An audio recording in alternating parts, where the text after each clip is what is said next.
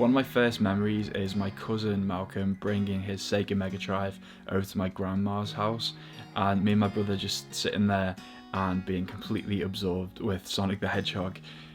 Gaming's just always been a huge part of my life, and I think between me and my brother, we've got pretty much every console that's ever been released. I suppose in order to maximise coverage across the consoles, when we got a bit older, we each bought our own so that we could play each other's games, and I was the one who kind of went in the direction of Dreamcast and GameCube, whereas he mainly stuck with the PlayStation consoles. I still look back on the likes of Shenmue and Tony Hawk's Pro Skater 2 as being these formative experiences for me as a young teenager. Like, my music taste pretty much got shaped by Tony Hawk's at the time. But there was a point when I got a little bit older that I started to fall out of love with video games. This was mainly around the time that I moved over to Germany as a kind of young adult. I started working full time, and obviously I was in a new place. I wanted to explore the culture and meet people. And although I kept buying the PlayStation consoles, they mostly just sat in my room. The only games that I could really get into during that entire period of gaming were things like Uncharted and The Last of Us. There were other glimmers of hope. For example, I really loved the games by that game company.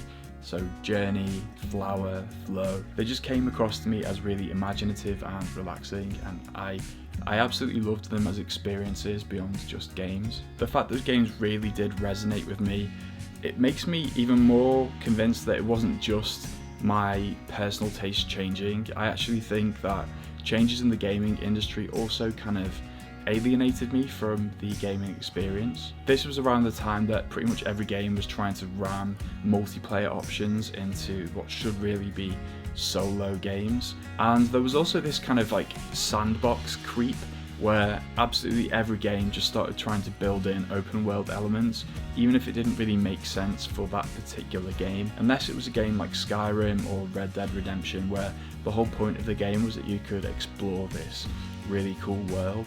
I found just adding in these big empty spaces to general titles really pushed me away and stopped me from really buying games in the first place. The further this trend went on, the more dust just began to settle on my PlayStation 3 and then my PlayStation 4, and before you knew it, I was completely out of the world of gaming.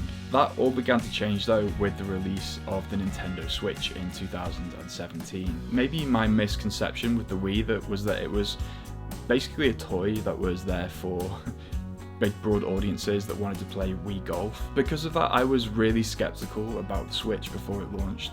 But then I remember my brother telling me how great it was, and in particular there was one game that he was really excited about, and that was actually Golf Story.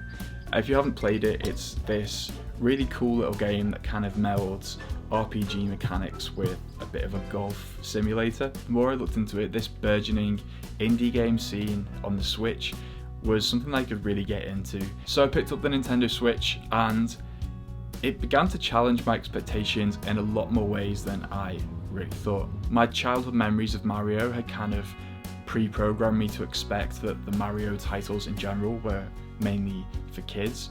I didn't realise how complex and gripping Super Mario Odyssey would be on the Nintendo Switch. And then came Breath of the Wild, which completely transformed my opinion of what open world games could be. That version of Hyrule was a world that I really fell in love with, and while I do actually prefer the remake of Link's Awakening to Breath of the Wild and Tears of the Kingdom, it was still a really magical experience to go through that really rebuilt a lot of my faith in video games. When I moved back to the UK with my now wife, although we did have a nice living room with a TV set up at that point, I just didn't have that kind of muscle memory of going in and playing video games.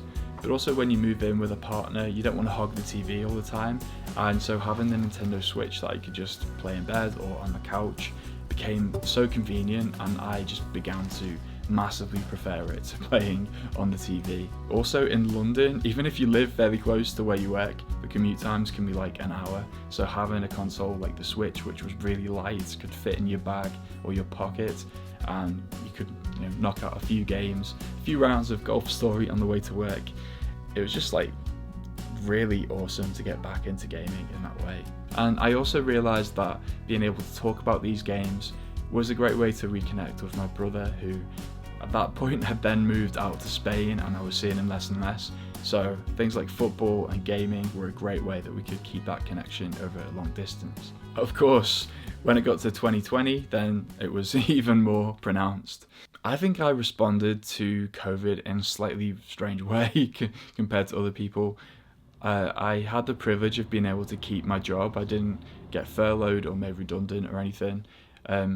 But during that time, I still wanted to make sure that I was doing things and learning things on the weekend, which is around the time I started this channel. And fun fact, before I actually rebooted this channel in the way it is now, I actually started making a bit of gaming content over on another channel, basically making football kits on Animal Crossing and trying to show you how you can get the patterns to recreate them yourself. I only published one of those videos and I kind of regret not continuing that series, but if you want to see it, I'm going to link it up here. It turns out that Animal Crossing helped me in like so many ways beyond just gaming. Like, it really taught me the discipline of waking up, tending to the things that matter, and then using the spare time and the momentum to go and build something else. I put so much time into building that island that it's mad to think that it's been like 4 years and 2 months. I know that because one of the characters told me since I actually went back. It was really cool to actually go back and revisit the things that I made, either consciously or subconsciously at the time, but I basically rebuilt all of the things that mattered to me on this tiny little fictional island. There was this whole Japanese garden area. There was a football stadium where I'd put mannequins with all of these football kits on. And inside my house, I made like Matisse paintings and Van Gogh paintings to sort of recreate that feeling of going into an art gallery. Basically all the things I couldn't do because I was just stuck in my flat. And of course, not being able to see any of my friends, it was the time that I actually decided to give online gaming another go. And me and my mates, we would basically get the tinnies in and sit down and play some Fortnite way into the night. And it was actually just such an amazing experience. Like, I think you take for granted how little you actually speak to people when you grow up and you have like a busy life.